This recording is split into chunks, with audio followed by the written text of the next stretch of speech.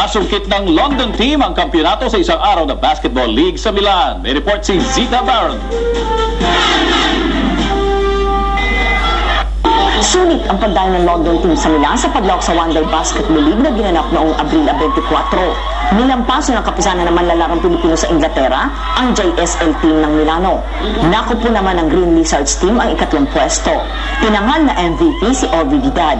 Best coach naman si Mark Ordonia. They made my job easy. This group of boys here, they gave everything, they gave their all.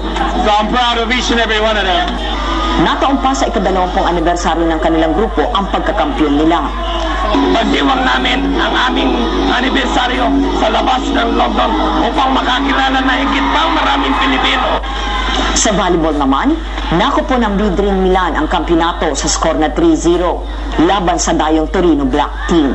Naiuwi naman ng Milano Fassa Team ang ikatlong pwesto.